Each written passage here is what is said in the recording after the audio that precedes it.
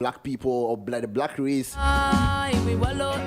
Of course, through contact and all that, we have been spread across the continent. There are lots everywhere. Africa, yeah. But we know this is the home, the true home of the African people and black people.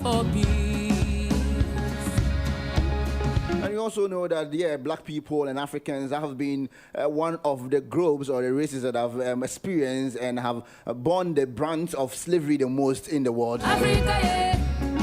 It's the International Day for the Remembrance of the Slave Trade and its Abolition. International Day for the Remembrance of the Slave Trade and its Abolition. That's August 23rd of each year. The day is designated by the UNESCO to memorize the transatlantic slave trade.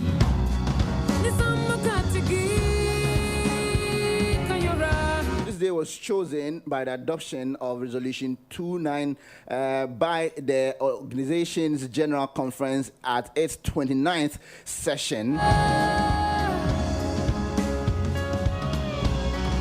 Talking this is a big day of commemoration and respect for a lot of the black people who were subjects and victims of this one. Today we can see, or perhaps that's what we'll be finding out this morning, if we are still experiencing the problems of slave trade and slavery. Is it a case that even in contemporary times there exists slavery, or what form is it in? Now we don't have people bringing ships to carry people and in chains and all that, but is there a case that the black people and the African people are still in some sort of slavery in any way at all? We've been joined here by Dr. Obadele Kambon. He is a lecturer here at the Institute of African Studies at the University of Ghana. Let me welcome him very quickly, and then we'll take a few sample of views of people right here on the University of Ghana campus, what they make of issues of slavery, whether in contemporary times there exists that particular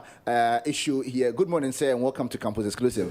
Thank you very much. Great. The last time we had you here was a conversation on Mahatma Gandhi, and Gandhi must fall conversation and all that. Today we're going to have something on the issue of slavery, but we would want to take a view, the views of some people here on the University of Ghana campus as they shared them on the issue of slavery and its form in contemporary times.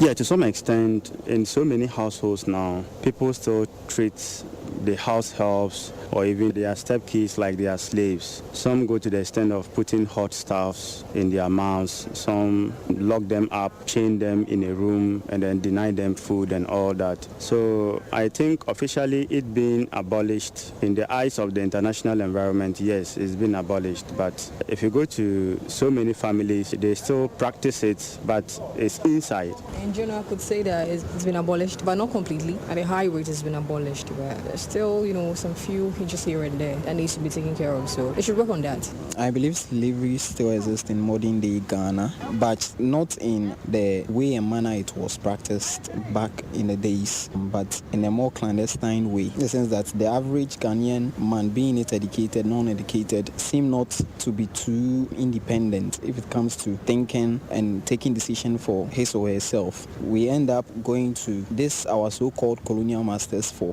basic things that as independent individuals and country, we should be able to actually think through and provide for ourselves. And if you are entirely independent, you are supposed to be autonomous in all the things that you do. You are not supposed to depend on your former master for anything else. We do not control all our affairs totally. For Ghana, now, whenever we are in economic hardship, we do run to the international front to seek for help. And those international fronts, they can even tell us to sleep at 6 o'clock if they are giving us money to control our affairs. Yes, I believe there's slavery down here in Ghana. So some very interesting views there being shared by students and people right here on the University of Ghana campus on the issue of slave and the slave trade and all that. So we have again, like I said, Dr. Obadele Kambon here in the studio with us this morning. He is a lecturer at the Institute of African Studies here at the University of Ghana. Welcome once again, sir. Thank you very much. Great. So maybe I should start from here. Mm-hmm. Is it a case of a tokenistic gesture or a very well-placed, well-intended institution of a day to commemorate slavery? It's a very good question. I actually want us to start off with just legally in very many places such as the United States, I don't think many people are aware that slavery has never ended. By law, the 13th Amendment to the Constitution says that slavery or involuntary servitude shall not exist within these United States except as punishment for a crime whereof the party shall have been duly convicted or any place subject to their jurisdiction. So what that phrasing means is that all they have to do is say that you committed a crime, and then once they do that, then slavery and involuntary servitude can exist. And they were very aware of why they worded it in that fashion, because what they immediately started doing was criminalizing black people. They had what was called the pig law felony, which is if someone says you stole a pig or any livestock worth more than $1, you could be put into prison. They would do things like accuse you of vagrancy.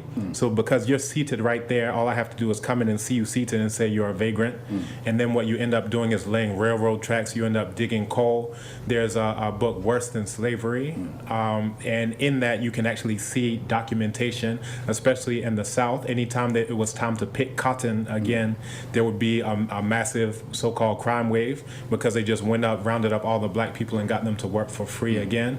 So these are some of the things that I think people are not aware of. It's not entirely a case for blacks in America. It was specifically for blacks in America. Contemporary times? Yes. So in contemporary times, this is what we now know as the prison industrial complex.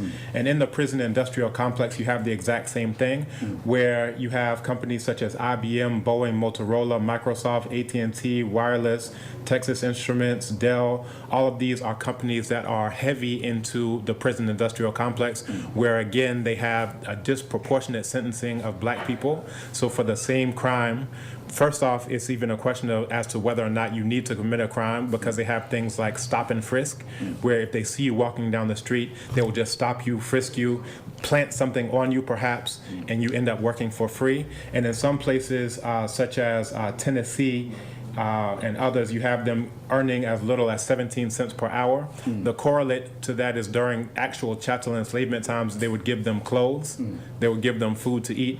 What the 17 cents is less than during that time getting food and clothing to eat. So these are some of the things that people have to see this correlation, because what they would do, just like I mentioned the names of these corporations now, at that point in time, immediately after the end of chattel enslavement, they instituted what was called convict leasing, where it would be the exact same thing. They would just arrest you.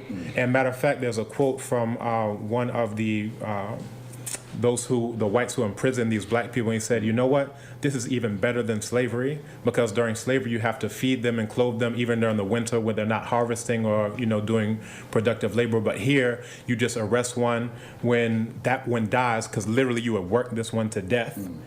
When that one dies, then you just have to go arrest another one. So all of this was very much planned. And again, this is something that we're not very aware of. I actually wrote an article on the subject entitled "The Legacies and Impact of Transatlantic Enslavement on the Diaspora." So those who are interested, all of this is very well documented, but again, it's not part of our standard curriculum, so you actually would have to go and learn about it if you're interested.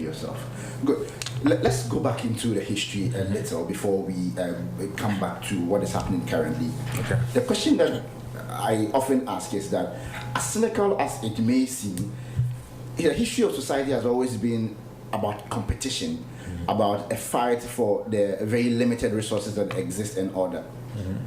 Do we have to blame anyone if at the point where somebody was manufacturing guns and other weapons and anything that could make him superior to other, we didn't do any such thing, sat in our own backyard, allowed somebody to run all over across the Atlantic to come and colonize, take advantage of us and all that, with even our leaders to an extent being accomplices and all that?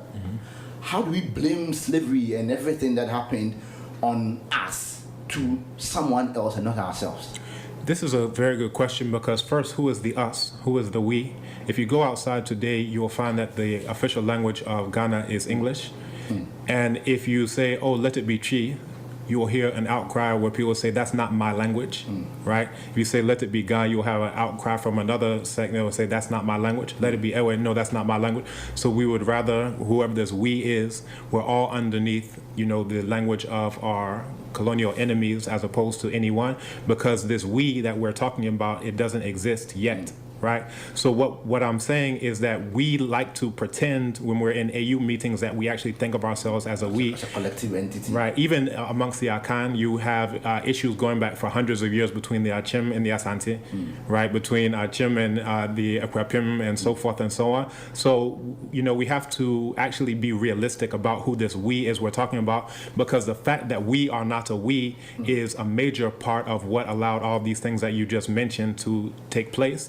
Because if we understood we were a we, what you ended up having is that they call it the gun slave cycle, where I'll give guns to you, and then I'll give guns to you.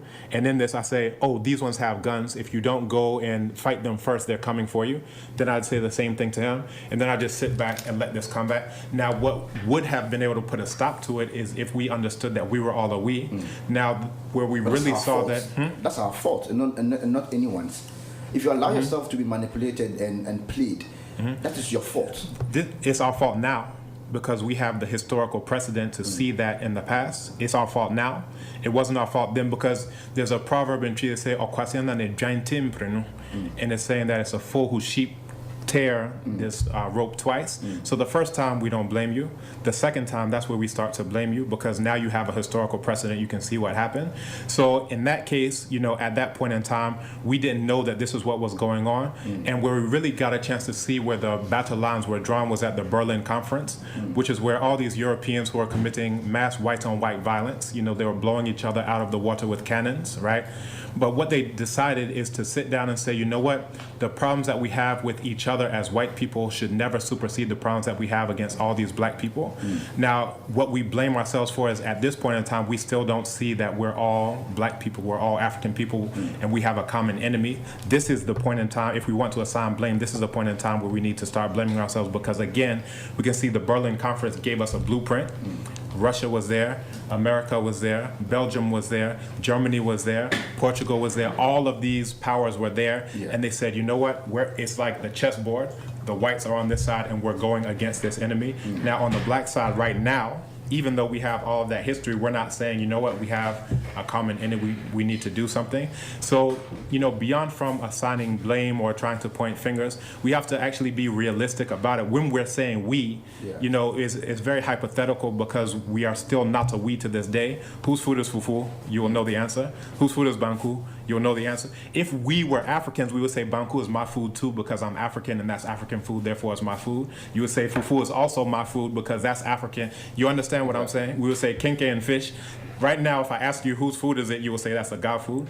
But if you really thought you were African, you would say it's African food, it's my food. Ethiopian food is my food. That history that happened in Zimbabwe is my history because it's African history.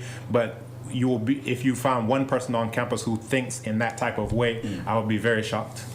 So is it a lost cause? See how prevalent it is, our lack of collective identity and our the sense of not feeling like we are one, because as you say, that is perhaps the sure way of coming together and putting up a very strong defense of the African people and identity. Is it a lost cause?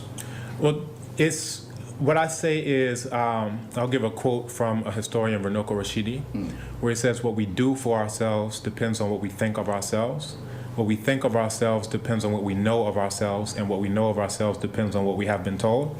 What we are facing is, at the very end of that equation, is an abject poverty with regard to an ignorance, lack of knowledge of self, lack of knowledge of enemy. If I went outside and asked who's your enemy, you won't find very many people to correctly identify this thing. But in this, in order to be able to actually get to the point of doing something for ourselves, we have to be told something about ourselves. And whenever I teach Intro to African Studies, I'll ask all of the students in the class, maybe a class of 200, the names of 50 African people. The most important human beings, the ones who invent the author of the oldest book in the history of humanity. They've never heard this person's name. The first multi-genius in the history of all humanity, also an African. They've never heard his name. But then I list off, 50 Europeans. They know the names of every single one of them. So what we're seeing is almost like a science experiment. What we're seeing is the perfect result of lack of knowledge. If you don't know anything, then what you see around us is exactly what you'll get. But now let's try to inject some knowledge into this equation. Then you'll get us thinking about ourselves in a different way, and then you'll finally get to doing for ourselves in ways that are beneficial to African people, as opposed to ways that are beneficial to our collective enemy of the past, current, and future. On the day like this that is set aside for the commemoration of slavery, something that almost the whole world condemns as abominable, something that we all regret and all that. How best can we maximize this day and use it to put out a certain communication or to do something different from the usual rhetoric of yes, slavery was bad, we regret it and all that? How do you maximize and use this day better than how we've been doing it in the past? Okay. As someone who is here at the university, again, I want to emphasize the role of knowledge. Now, on the 1st of August, there was a restaurant that opened up, Jamrock, and they asked me to give a presentation on Emancipation Day. What is it? What's the meaning of it? And I decided to give a presentation on the Africans who emancipated themselves. Many people don't know that, the British, they talk about the British Abolition Act, and so forth and so on, that in 1807 they had an act to abolish the trade, quote unquote. Now, what caused that? Oftentimes we think, they had some type of, moral or, they felt like, what we're doing is bad. That's not the case at all. What happened is that you had the Haitian Revolution.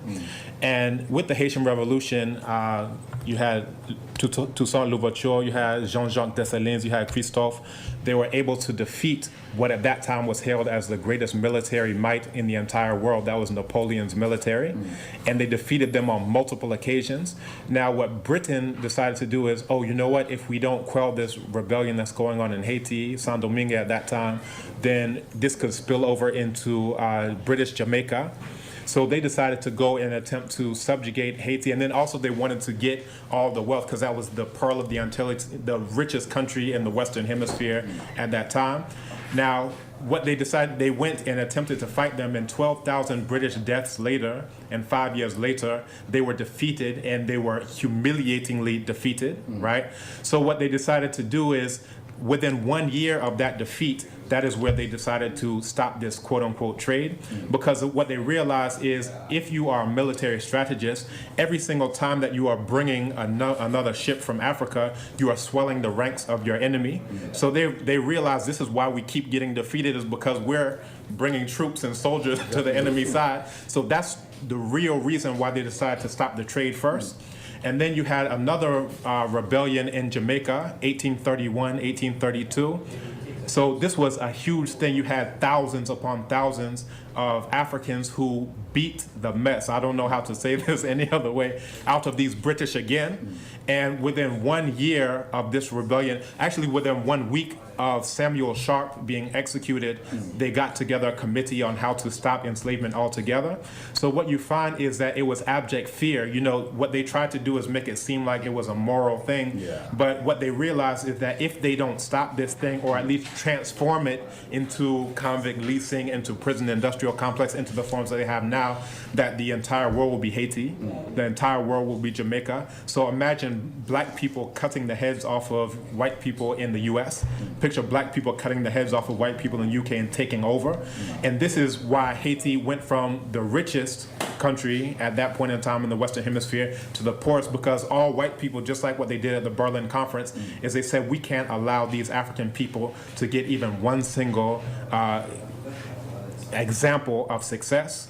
And if you look at a quote, you can actually find it in both the French and in the translated English from Napoleon. He says, what I'm doing in Haiti isn't so much due to economic concerns, but to stop the forward march of blacks in the world. So they were very clear. When we say they're very clear on they are one block, right?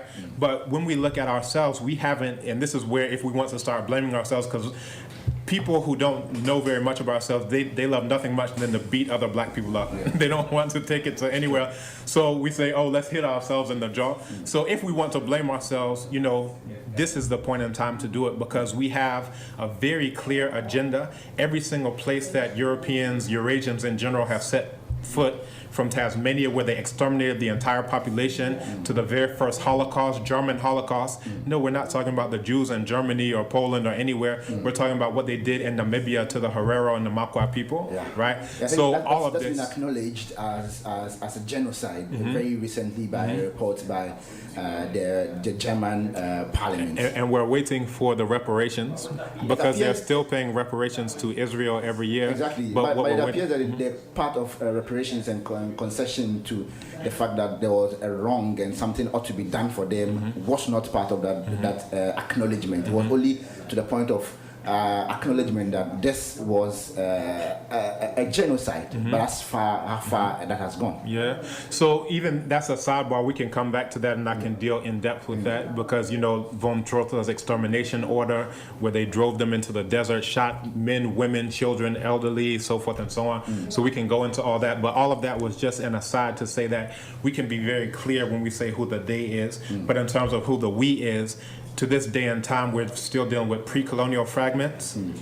That's what people call, quote-unquote, tribalism. I don't particularly like that term. Or neo-colonial fragments, where Ghana doesn't like Nigeria. Nigeria doesn't like Ghana.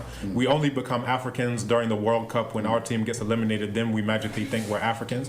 But in terms of a programmatic agenda of what we need to do for self-defense, what we need to do for self-offense, what's a goal that we can all unite around, what's a common history that we can all unite around, because we have to first understand there's a we. I give an analogy that it is like if someone decided to cut my throat and my hand decides, well, that's not affecting me, it's only my throat, so I'm not going to fight on behalf of the throat. It's like my leg saying, well, I'm not going to kick against it because it's only the throat.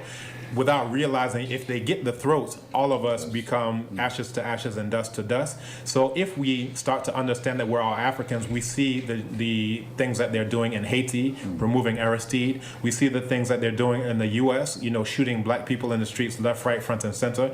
And even that in and of itself is a side effect of the original thing, which was to, once you criminalize all of them, you can get them to work for free. It started off, when we're talking about the U.S., it started off as an enslavement economy. To this day, it is still an enslavement economy. When I mentioned Compaq, Dell, all these huge multinational corporations, they're getting free labor from African people. You have disproportionate sentencing of African people, where even if you're white and I'm black and we get convicted of the same thing, you get a slap on the wrist. We recently saw this with this swimmer's rape controversy that went on in the U.S., where he got a slap on the wrist. And you find the parallel. There's no slap on the wrist for the African. So let's say even if you do commit a crime, that's before you even get to the point of what about when you don't and you just have a white person who says you do.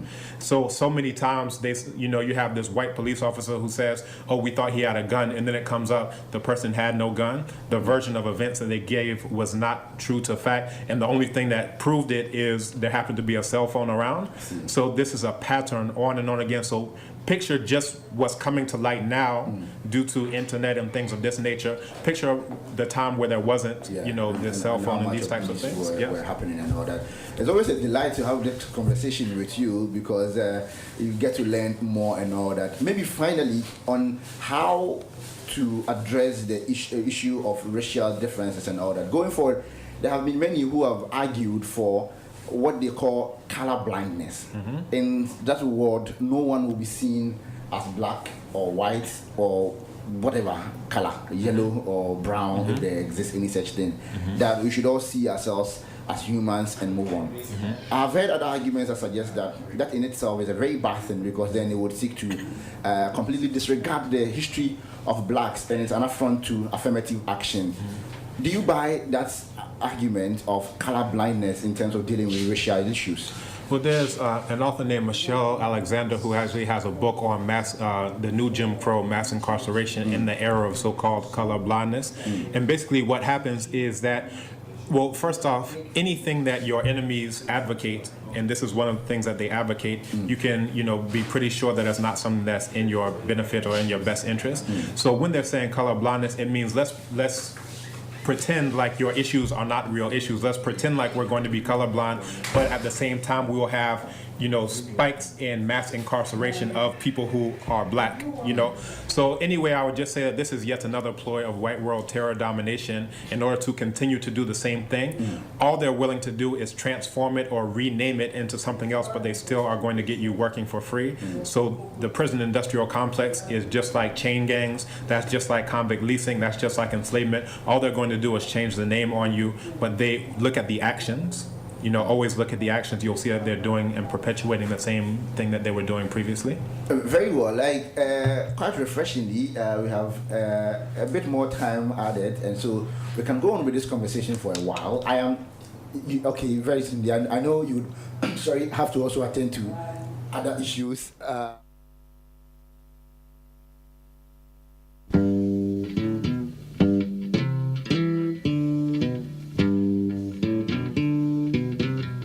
Very soon, just before you leave, such that we would, of course, have the views of other people who have done the listening this morning and all that. Sir, your final words as we celebrate this day, as we young Africans, like you mentioned, have to learn more and all that. What do you leave with us before you go, sir? Okay, so the two lessons that I want people to take away from this is, one, it was the African people who brought about the end of enslavement and chattel enslavement, the form that it was in before. Even the Civil War, it was African people who are fighting in order to liberate themselves. Over 180,000 African people, many of them were formerly enslaved. They were the ones who were able to fight in Haiti and Jamaica, Guyana. We have to look up the history of these rebellions in order to understand what forced the British to be able to decide we have to transform it.